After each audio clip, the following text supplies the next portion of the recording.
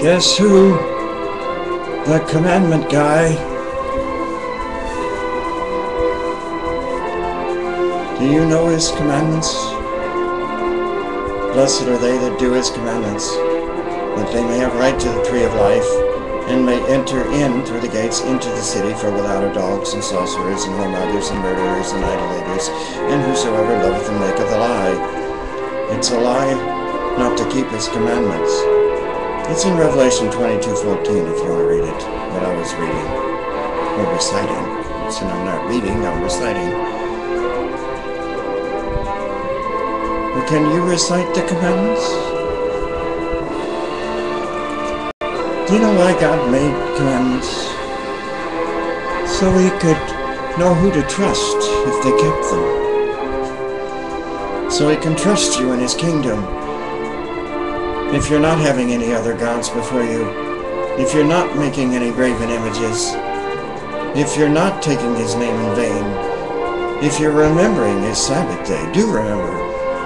If you're honoring your father and mother, then you're not killing them. If you're not killing, if you're not committing adultery, if you're not stealing, and if you're not bearing false witness against thy neighbor, then you're not lying. And if you're not coveting anything that is thy neighbor's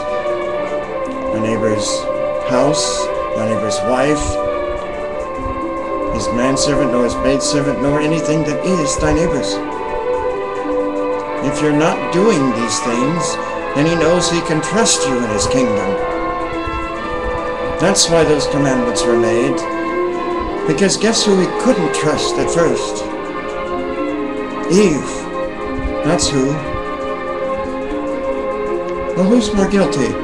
The one who hears the word of God. His first order is, don't eat from that tree in the middle. For if you eat from that one, you shall surely die. And she listens to a serpent and says, you will not die. You will live forever and be as gods, knowing good and evil. Well, who was right? We're dying. So obviously the serpent was wrong, because he too got in trouble. Or do you think it was Adam who believed in his wife enough to trust her in what he was eating? So much for trust, huh?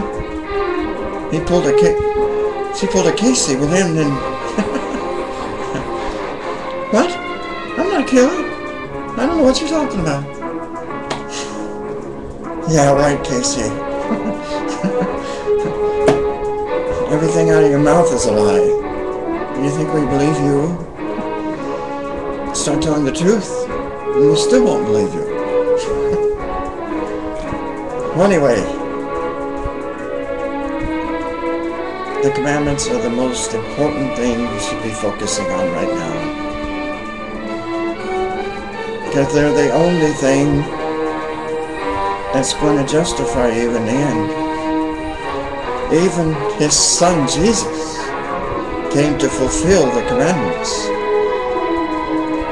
Because even the prophets fell short. Yes. Moses fell short over the rivers of strife. He had just pleaded with God, reminding him of his promise to Abraham, Isaac, and Jacob. Just heard the commandments too. Of course God wasn't going to kill them. He was testing him over his rivers of strife, because he knew that he was short-tempered. You think he would give you his commandments and then tell you to go break them? Come on. He just turned him. He did the same thing with Adam and Eve. He tested them, didn't he? He tested Abram, before he became Abraham afterwards, the father of the nation. He said, go slay your son for me and worship me. And so he was going to go do it. And he tied him up. He was raising the knife, and an angel of the Lord told him to stop, not to harm him. And then, oh, look, in the thicket, it's a ram caught by its horn. Let's take this for the offering instead. So you see, God's always tested man, because man said they loved him and he would keep his covenant forever. His commandments are his covenant. So how can you say you love him and you're not keeping the commandments, which are the old covenant and they're the new covenant?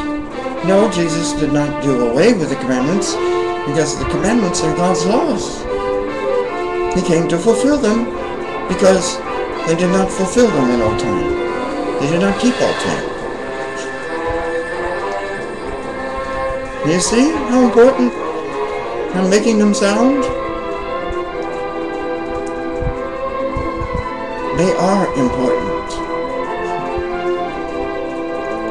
No other gods, no graven images, no take name in vain. Remember the Sabbath day to keep it holy. Honor father and mother. No kill, adultery, steal, lie, or covet. Oh, I haven't got time to learn the commandments. I've got to do my hair up. I've got a hair appointment. But they take less time than it takes to tie both shoes.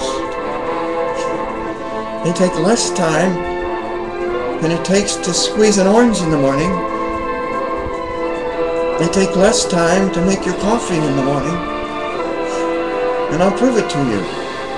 On your marks, get set. Well, the gods no graven images, no take name in vain, remember Sabbath day, and our father, mother, no kill, don't steal, like covet. You see how easy they are? Well, for me, because I'm holy. Holy people, it's easy. Unholy. Oh, who?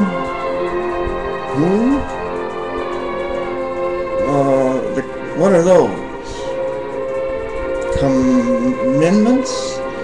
Commandments? Who did those? Some guy on a mountain? Yeah, your God that you say you love. On Mount Sinai. So how can you love him when you don't keep his laws? Well, heck, you don't even keep your own laws down here. So how are you going to keep his laws up there? You couldn't even handle the most simple law in the Garden of Eden. So I think God knows if you can't handle his simple task of don't eat the fruit in the middle, then he knows you can't handle a more complex task of learning 10 commandments, which is not that complex. He would have given you whatever knowledge you needed, whatever wisdom you would have required, if you loved him enough to keep them. But you obviously don't, do you? So how are you going to walk past him, past Moses, the enforcer, and get very angry very quickly, and past that big guy Peter, who's holding the keys to the kingdom? You no get key, you no say. So start saying. Practice it. Practice makes perfect. Practice the commandments and make them perfect. Even as your Father which is in heaven is perfect. Okay?